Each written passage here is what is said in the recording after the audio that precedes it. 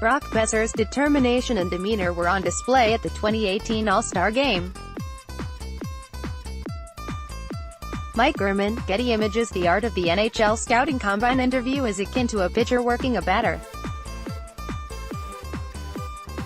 Draft prospects will face fastballs, curveballs, sliders and changeups this week in Buffalo as teams seek better reads on those they've bracketed as possible selections June 22 to 23 in Dallas.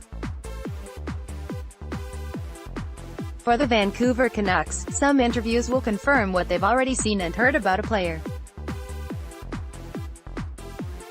That was the case with quietly confident first-round picks Brock Boeser, 2015, and Elias Pettersson, 2017, and with the gregarious Jonah Gadjovich, second-round, 2017, and Michael DiPietro, third-round, 2017. Other interviews will hopefully answer curiosities about character, me versus we concerns and time management skills. The potentially addictive video game craze may also pop up in some pointed queries. Imagine that. We have 3 or 4 standard questions, said Canucks general manager Jim Benning. We design specific questions for what we may have heard about a particular player and we ask him to get the truth. Jim Benning just wants the truth when the Canucks interviewed draft prospects this week. Bruce Bennett, PNG. Benning and his interview team want honesty. One of the standard ploys is to pepper a prospect about what kind of a teammate he is and viewed by his peers. Truth is of paramount importance because one phone call could clarify the confusion. And if a skilled prospect is narcissistic, the Canucks will pass and choose someone who fits better in a team environment. We want to draft high-character people. Those are the guys you end up winning with, added Benning. Some of the best players over the years have come in and had a quiet interview because they're shy and young kids. Others have come in and you can just tell by their personalities and their energy that they're passionate about wanting to be NHL players, and that says a lot about them. The trick is to ask the right questions, get the right response and the right read from the body language. Boeser was a classic case of what you see is what you get. He was picked 23rd overall and was a Calder Trophy candidate this season with 55 points, 29-26, in 62 games before missing the final 16 with a back injury. He was a real humble kid and mature beyond his years, very genuine. Benning recalled of the 2015 Combine interview. It's kind of what you see in him now. He was driven to be a good player and not just an everyday player. That was the quiet confidence you saw this year. He has had adversity in his life and showed he could handle it.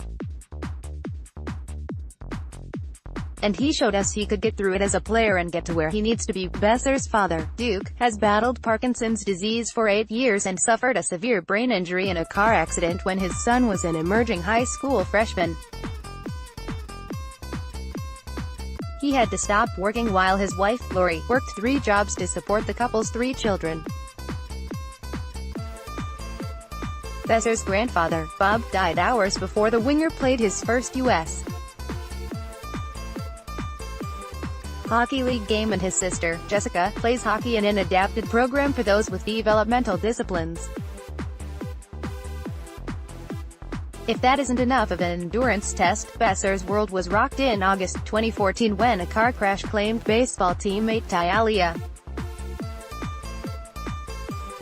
Boeser was at a hockey tournament when he got the tragic news and could have easily been in that car with his best buddies. You get all the results from off-ice, scouting combine, testing, and with the top guys, you probably have 80 viewings throughout the course of a year, added Benning.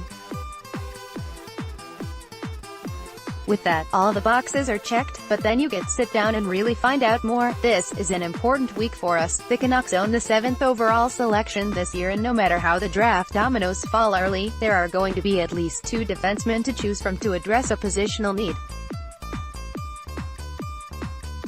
Memorial Cup champion Noah Dobson of Katy Bathurst, QMJHL, has rocketed up wish lists, as has Quinn Hughes of the University of Michigan NCAA, who looked poised for the U.S. in the recent World Championship. There is also Evan Bouchard of London, Bull, and Adam Boquist of Brynäs, Sweden, J20, to consider if the Canucks don't trade down. They could also take a hard look at U.S. National Development Team, USHL, center Oliver Wahlstrom at number 7 and chase a blue liner in the second round.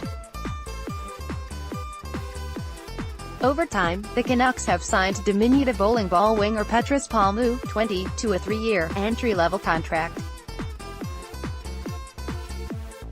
The 6th-round 2017 pick was named top rookie in the Finnish Sum Liiga after collecting 36 points, 17-19, in 59 games and then adding 6 points, 4-2, in 11 playoff games. Passed over twice in the NHL draft, he was 4th in all scoring in 2016-17 with 98 points, 40-58. In recent post-Median news ranking of top franchise prospects, the 5'6", 172-pound Finn was slotted 9th. "He's not overly big, but he's so strong," said Ryan Johnson, the Canucks director of player development. "He's built like a tank. That can make up for the height. He has no fear in him at all." Kuzma at postmedia.com, twitter.com/@Kuzma. You might also like